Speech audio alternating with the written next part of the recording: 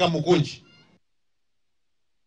Meanwhile, Deputy President Gachagua says job opportunities are a challenge that the Kenya Kwanza government is facing as there are no direct jobs in the country. Addressing graduates at the Jomo Kenyatta University of Science and Technology JKUAT graduation, Gachagua, said he would not promise jobs, but the government is working to ensure the jobs market are open. Now, he gave the example of the housing project whose levy was passed just this week in Parliament. Take a look. Oh, mnasema mambo ya job. Eh? Hapo iko kibarua. I've told you, we want to be, I'm an honest man. I'm an honest man.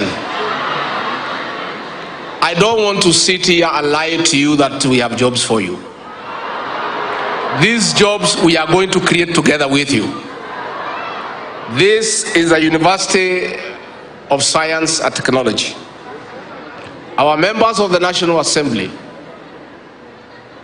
very aggressively for 2 nights passed the finance bill to create a housing fund to construct 200,000 houses every year.